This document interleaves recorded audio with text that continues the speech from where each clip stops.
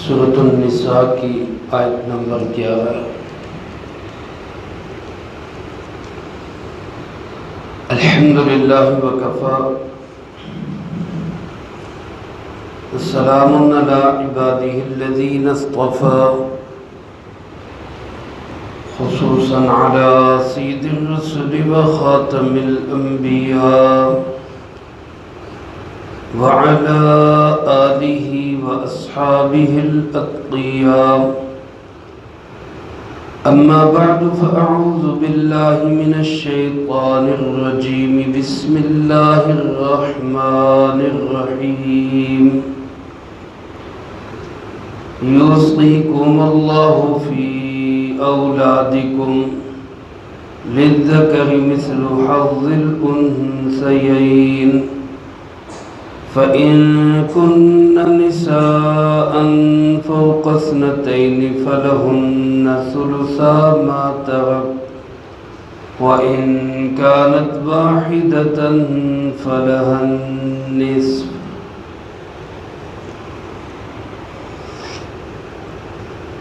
يوصيكم الله في أولادكم۔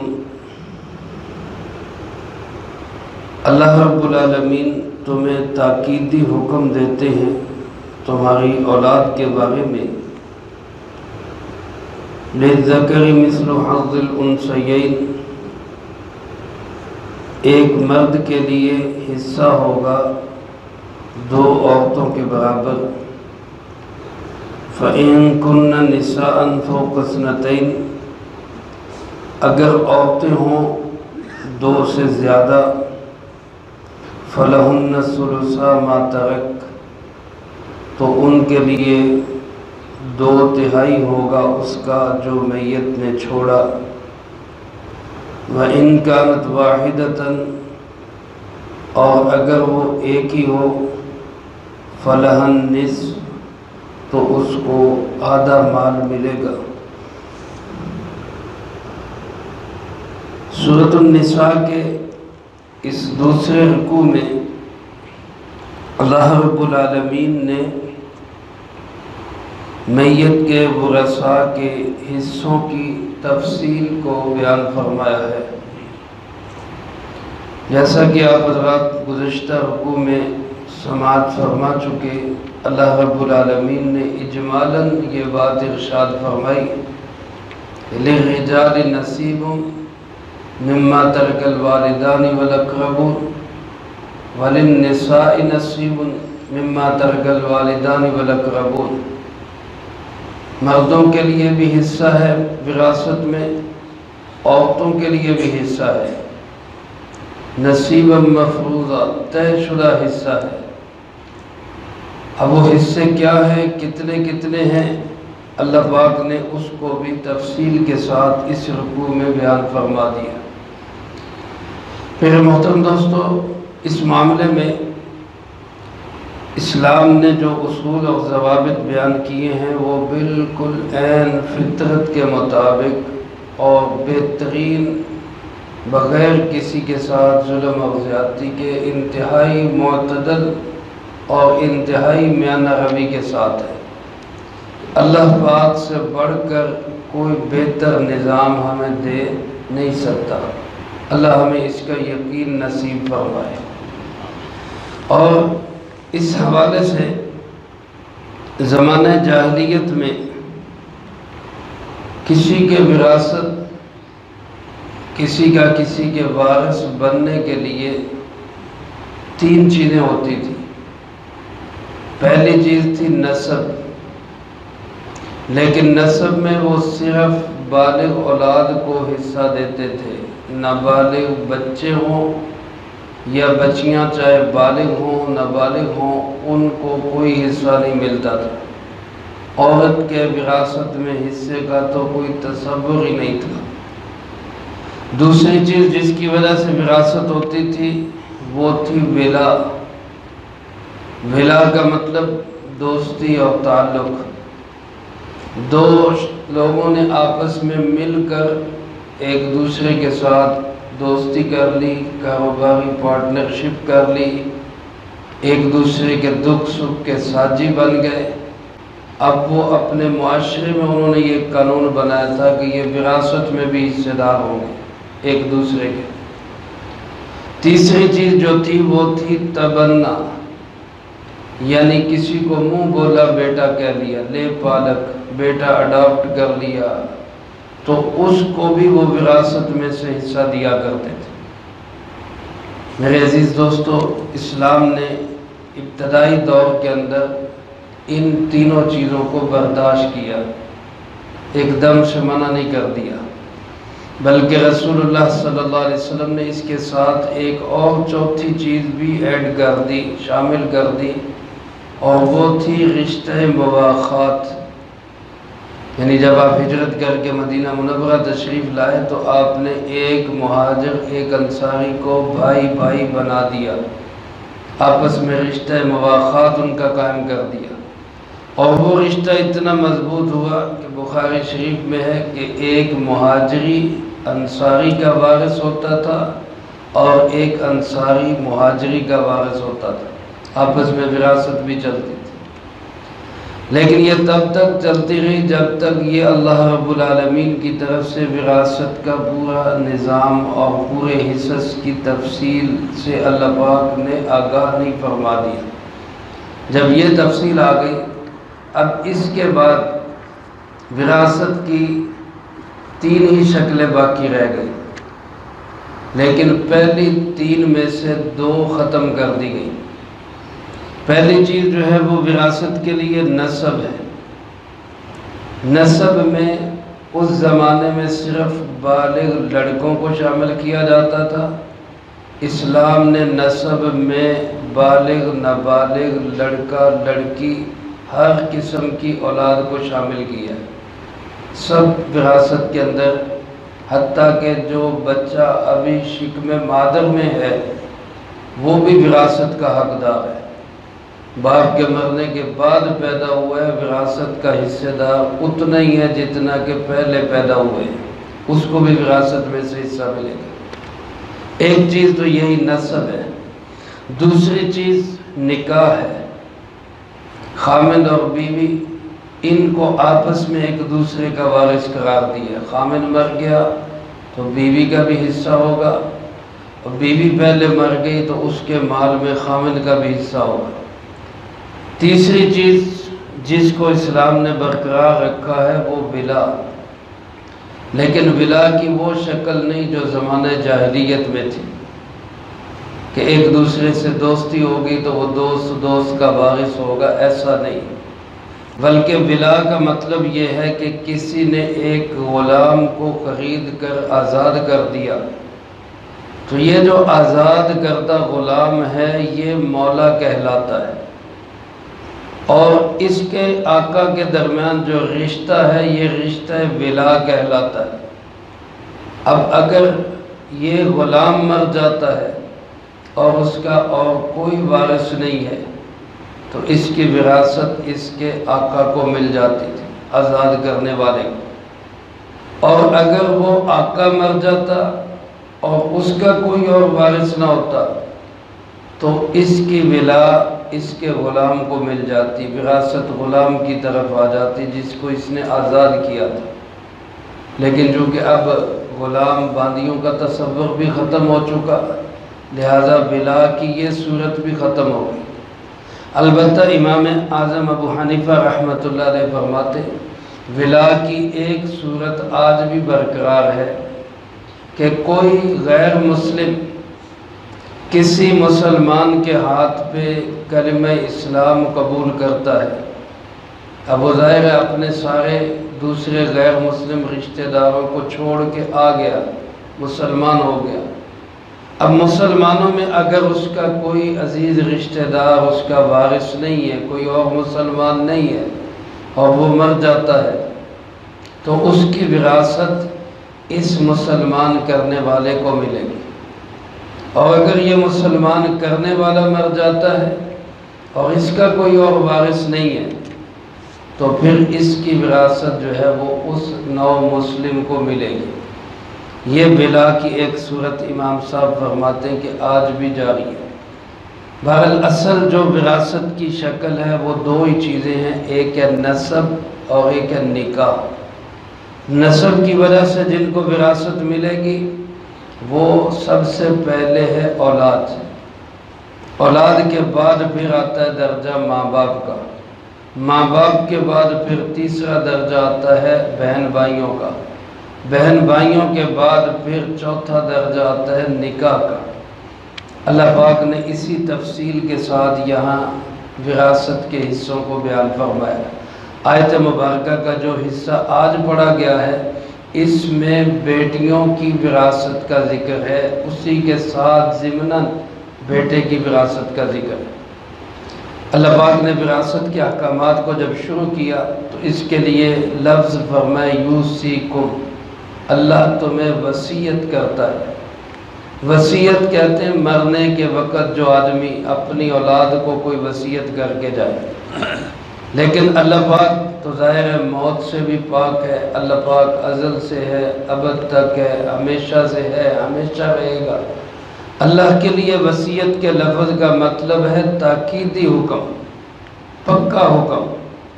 اللہ پاک تمہیں اس بات کا تاکیدی حکم دیتے ہیں فی اولادکم، کہ اپنی اولاد میں وراثت کا خیال رکھو۔ اولاد میں بیٹے بھی داخل ہیں، بیٹیاں بھی داخل ہیں۔ اولاد میں کوئی بچہ سمجھدار ہے، کوئی بچہ سمجھ کے لحاظ سے کمزور ہے، دونوں داخل ہیں۔ اولاد میں ایک بچہ امیر ہے، ایک بچہ غریب ہے، دونوں داخل ہیں۔ شریعت کے ہاں جیسے میں پہلے بھی عرض کر چکا ہوں، وراثت کا تعلق رشتے سے ہے، رشتے میں کون قریب ہے اس چیز کو نہیں دیکھا جائے گا کہ حقدار کون ہے کون نہیں۔ اگر ہم دیکھیں تو ایک بیٹا، ایک باپ کا بیٹا ایک امیر ہے، وہ خود اس کا اپنا بزنس ہے، کام کرتا ہے، کروڑوں پتی ہے۔ ایک اسی باپ کا بچہ وہ غریب ہے۔ اب دیکھا جائے گا تو ہر بندہ کہے گا کہ جی امیر کو تو ضرورت نہیں، غریب کو دو، لیکن شریعت نے اس چیز کو معیار نہیں بنایا، کیونکہ امیری غریبی آتی جاتی رہتی ہے۔ آج کوئی امیر ہے، کل کوئی امیر ہوگا، اس سے فرق نہیں پڑتا، لیکن جو رشتہ ہے کہ یہ ایک باپ کی اولاد ہے، اس سے پڑے گا فرق۔ اب کوئی اولاد ہوگی حقیقی اولاد، کوئی آگے پوتے ہوں گے، دوتے ہوں گے۔ اب یہاں دیکھا جائے گا کہ رشتہ قریب کس کا ہے۔ ایک شخص مرتا ہے، اس کا باپ بھی موجود ہے، دادا بھی موجود ہے، لیکن قریب کا رشتہ باپ کا ہے یا دادے کا ہے؟ ظاہر ہے باپ کا رشتہ قریب کا ہے۔ تو جو قریب کا رشتہ دار موجود ہوگا وہ وراثت کا حقدار ہوگا۔ دور والا جو ہے اس کو کہا جائے گا کہ جی اب آپ صبر کریں۔ تو اللہ پاک نے یہاں فرمایا کہ اولاد کے معاملے میں تمہیں تاکیدی حکم ہے، اولاد میں برابری کرو، اولاد میں اونچ نیچ نہ کرو۔ حضرت نعمان بن بشیر رضی اللہ تعالیٰ صحابی رسول ہے، انہوں نے اپنے ایک بچے کو ایک غلام دیا۔ اس زمانے میں غلام باندیاں ہوتی تھی، یہ حدیث صحیح حدیث کی کتابوں میں یہ واقعہ موجود ہے، مشکات شریف میں موجود ہے۔ ایک غلام اپنے ایک بیٹے کو دیا اور رسول اللہ صلی اللہ علیہ وسلم سے درخواست کی کہ آپ اس کا گواہ بن جائیں کہ میں نے یہ ایک غلام اپنے بیٹے کو دے دیا، آپ اس کے گواہ بن جائیں۔ سرکار دو عالم صلی اللہ علیہ وسلم نے کیا فرمایا؟ فرمایا کیا ساری اولاد کو اسی طرح غلام دیا ہے؟ باقی بچوں کو بھی اسی طرح غلام دیا ہے؟ انہوں نے کہا جی نہیں، باقی بچوں کو تو نہیں دیا، صرف اس کو دیا ہے۔ تو حدیث مبارک کا مفہوم ہے، آپ صلی اللہ علیہ وسلم نے فرمایا کہ میں پھر اس ظلم کا گواہ نہیں بن سکتا۔ یہ ظلم ہے کہ اولاد میں سے ایک کو تم دے رہے ہو، ایک کو نہیں دے رہے، اس ظلم کا گواہ میں نہیں بن سکتا۔ جاؤ جا کر یا تو ساری اولاد کو اسی طرح غلام دو یا اس سے بھی غلام کو واپس دو۔ میرے عزیز دوستو، آج اس چیز میں اونچ نیچ کی وجہ سے بیٹے بیٹیاں اور اولاد ماں باپ کے بھی دشمن بن جاتی، آپس میں بھی دشمنیاں پیدا ہو جاتی۔ اس لیے والدین کو پہلے یہ حکم دیا گیا کہ تم اولاد میں برابری کرو، اور اس کے بعد کیا فرمایا؟ للذکر مثل حظ الانثیین، ایک لڑکے کے لیے حصہ ہے 2 لڑکیوں کے برابر۔ قرآن کریم کے انداز بیان پہ قربان جائیں، اللہ پاک نے یہاں لڑکے کے حصے کو بیان کیا کہ لڑکیوں کا تو ہے ہی ہے، لڑکے کو ملے گا 2 لڑکیوں کے برابر، گویا لڑکی کا طے شدہ ہے، پکا ہے، اس کے 2 کے برابر ایک لڑکے کو ملے گا۔ یہاں میرے عزیز دوستو بہت سارے لوگوں نے، عقل پرستوں نے، الحاد والوں نے، دین دشمن لوگوں نے اعتراضات اٹھائے، جی لو جی بچی کا کم کیوں ہے، بچے کا ڈبل ہے، بچی کا سنگل ہے، ایسا کیوں ہے جی، بچی تو کمزور ہوتی ہے، اس کو زیادہ ملنا چاہیے۔ میرے عزیز دوستو، ہماری عقل کم ہے، ہماری سوچ سمجھ کم ہے، اللہ رب العالمین کی شفقت رحمتیں ہمارے اوپر اس سے کہیں زیادہ ہے۔ ہم اپنے آپ کو اتنا نہیں جانتے جتنا جاننے والا ہمیں کون ہے؟ اللہ رب العالمین۔ سب سے پہلے تو ایمان کا تقاضا یہ ہے کہ اللہ پاک نے جو فرمایا اسی میں بہتری ہے۔ دوسری بات ذرا یہ بھی غور کریں کہ بچی کی ذمہ داری کوئی نہیں ہے، اس کے باوجود اس کو آدھا حصہ مل رہا ہے۔ بچے کی ساری ذمہ داریاں بھی ہیں، اس نے اپنے بیوی بچوں کو بھی پالنا ہے، اس نے ماں باپ کا بھی خیال کرنا ہے، بھائی نادار ہیں، بہنیں نادار ہیں، اس نے ان کا بھی خیال کرنا ہے۔ بیٹی نے تو اپنا حصہ لینا ہے اور لے کے فارغ، ذمہ داری کسی کی نہیں ہے، بلکہ وہ خود خامن کی ذمہ داری میں ہے۔ اگر شادی ہو گئی ہے تو خامن کی ذمہ داری میں ہے، شادی نہیں ہوئی تو ماں باپ کی ذمہ داری میں ہے، اس کے تو اپنے کوئی اخراجات ہی نہیں ہیں، ذمہ داریاں ہی کوئی نہیں ہے، کسی اور کا بھی کوئی قرض اس کے ذمہ نہیں ہے۔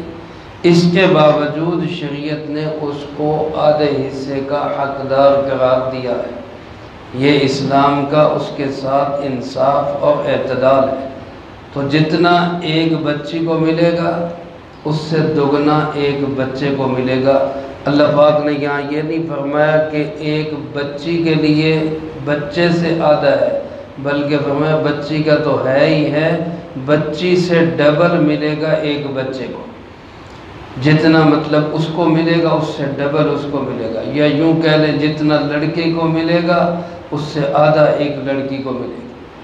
یہ اس صورت میں ہے جب بچہ اور بچی دونوں، لیکن اگر کسی آدمی کی صرف بیٹیاں ہی ہیں، بیٹا کوئی نہیں ہے، تو اس کے لیے اللہ پاک نے آگے فرمایا فَإِن كُنَّ النِّسَاءَ، اگر صرف لڑکیاں ہیں اور فوق اثنتین وہ 2 یا 2 سے زیادہ ہیں، فَلَهُنَّ ثُلُثَا مَا تَرَكَ، تو ان بچیوں کو 2/3 ملے گا جو میت چھوڑ کے گیا، یعنی اس میت کے مال کے 3 حصے کریں گے، 2/3 بیٹیوں کو ملے گا، وہ 2 ہوں تو آدھا آدھا مل جائے گا، 3 ہیں تو برابر تقسیم ہوگا، 4 ہیں تو برابر تقسیم ہو جائے گا، جتنی بھی ہوں 2 سے زیادہ 2/3 مال ان پر برابر تقسیم ہوگا، اور 1/3 جو بچ جائے گا وہ پھر میت کے بھائی بھتیجے ان کا حق ہے، وہ ان کو ملے گا۔ یہاں بھی بعض اوقات یہ ہوتا ہے کہ لوگ دیکھتے ہیں کہ جناب اب یہ جائے گا میرے بھائی کی طرف تو بھائی کے پاس نہ جائے، لہذا میں زندگی میں ہی بیٹیوں کو دے دوں تاکہ بھائیوں کو نہ ملے، تو کسی وارث کو محروم کرنے کی نیت سے اس طرح مال کو تقسیم کرنا یہ بھی گناہ ہے۔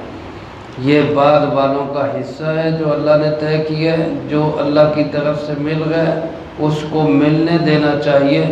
اس میں اپنی طرف سے یہ کرنا کہ جناب کسی کو مل جائے اور کسی کو نہ ملے، یہ اللہ کے ہاں ظلم کہلائے گا، اس سے بھی بچنے کی ضرورت ہے۔ تو لڑکیوں کو 2/3 ملے گا اگر 2 یا 2 سے زیادہ ہے، اور باقی جو ہے وہ جو بھی اس کے رشتہ داروں میں بھائی ہوں بھتیجے ہوں وہ ان کو مل جائے گا۔ اور ایک صورت یہ ہے کہ بیٹی ایک ہی ہے تو فرمایا فَإِن كَانَتْ وَاحِدَةً فَلَهَا النِّصْفُ، اگر بیٹی ایک ہی ہے تو اس کو آدھا حصہ ملے گا، آدھا حصہ بیٹی کو ملے گا، آدھا حصہ باقی بھائی بھتیجوں کی طرف چلا جائے گا۔ اگر وہ بھی کوئی نہیں ہے، صرف بیٹی ہے اور کوئی رشتہ دار نہیں، تو پھر آدھا بیٹی کو وراثت کے طور پہ ملے گا، آدھا باقی بچا ہوا بھی واپس اسی کو مل جائے گا کہ اور کوئی وارث ہی نہیں۔ یہ سب سے پہلے اللہ پاک نے اولاد کے حصے بیان فرمائے۔ اس کے بعد نسب میں دوسری سب سے جو قریبی رشتہ داری ہوتی ہے وہ ماں باپ کی ہوتی ہے، ان کا کتنا حصہ ہے اس کا تذکرہ اللہ پاک نے اگلی آیت کے اگلے حصے میں کیا ہے، وہ انشاءاللہ اگلی فرصت میں آئے گا۔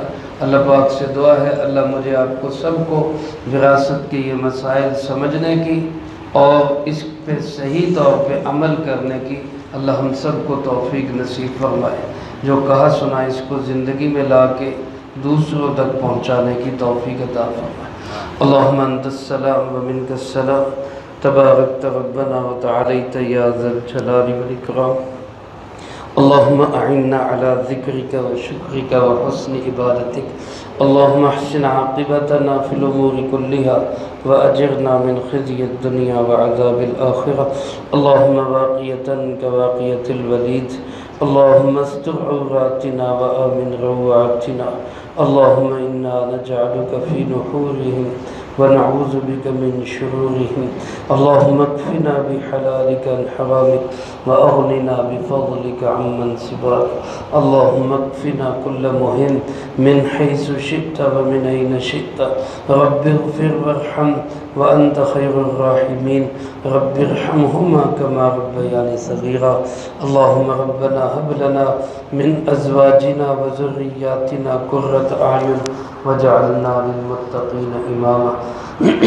مولا کریم یا اللہ پاک، اس پورے ہفتے میں جتنا درس قرآن کریم ہوا، ان طلبہ عزیز طالبات نے جو پڑھائی کی، اللہ اس سب کو اپنی بارگاہ میں قبول فرما۔ اے مولا کریم، ان مقبول اعمال کا اجر و ثواب ہمارے پیارے آقا جناب محمد کریم خاتم النبیین صلی اللہ علیہ وآلہ وسلم کو پہنچائے۔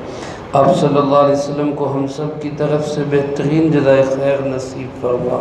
آپ کے توسل و تصدق سے تمام انبیاء، تمام صحابہ، تمام اہل بیت، بالخصوص شہداء کربلا، شہداء بدر و احد، اے مولا کریم یا اللہ پاک، تمام شہداء اسلام اور اے اللہ پاک بزرگان دین، مشائخ امت، فقہاء امت، محدثین امت، نبی پاک صلی اللہ علیہ وسلم کی امت کے وہ تمام لوگ جو اس دنیا سے جا چکے، جو موجود ہیں، جو قیامت تک آئیں گے، اللہ سب کو اس کا اجر و ثواب نصیب فرما۔ تمام مرحومین کی قبور کو جنت کا باغ بنا، سب کے درجات کو بلند فرما، سیئات کو حسنات سے تبدیل فرما، کروٹ کروٹ چین سکون اطمینان نصیب فرما، اگلی تمام منزلیں سب کے لیے آسان فرما۔ جتنے حاضرین مجلس یا سامعین درس ہیں، جس کے جو عزیز و اقارب، رشتہ دار، دوست، احباب، اساتذہ، مشائخ، والدین اس دنیا سے جا چکے، اللہ ان سب کی بخشش اور مغفرت فرما۔ بالخصوص گزشتہ دنوں ہمارے نہایت محترم ملک محمد ارشد صاحب، جو ہمارے مدرسے کے معاون بھی تھے، ان کا انتقال ہوا، اللہ ان کو اس کا پورا اجر و ثواب نصیب فرما۔ اللہ تمام مرحومین کی قبور کو جنت کا باغ بنا، درجات کو بلند فرما، سیئات کو حسنات سے تبدیل فرما، کروٹ کروٹ چین سکون اطمینان نصیب فرما، اگلی تمام منزلیں سب کے لیے آسان فرما۔ اے مولا کریم یا اللہ پاک، جتنے مسلمان بیمار ہیں گھروں میں، اسپتالوں میں، سب کو صحت و تندرستی عطا فرما، پریشان حالوں کی پریشانیوں کو دور فرما، مقروضوں کو قرضوں کے بوجھ سے رہائی نصیب فرما، بے اولادوں کو نیک صالح اولاد نصیب فرما۔ اے اللہ پاک، جتنے میرے بھائی بزرگ بچے تشریف فرما ہیں یا یہ سن رہے ہیں، جس کے دل میں جو حاجت، جو تمنا، جو آرزو، جس کا جو کوئی مسئلہ اٹکا ہوا، اللہ اپنی رحمت سے سب کے مسئلوں کو حل فرما۔ اے مولا کریم، ہمارے فلسطینی مسلمان بہنوں بھائیوں کی بھرپور مدد و نصرت فرما۔ اے اللہ، ان کو اس وقت روئے زمین پر سب سے بڑے ایمان والے، سب سے بڑے مجاہد وہ ہیں، اللہ ان کے دشمنوں کے خلاف بھرپور مدد و نصرت فرما۔ یہود و نصارہ کے گٹھ جوڑ کو ٹکڑے ٹکڑے فرما، امریکہ اسرائیل کی سازشوں کو ناکام بنا، امت مسلمہ کو ان سے نجات نصیب فرما۔ وطن عزیز ملک پاکستان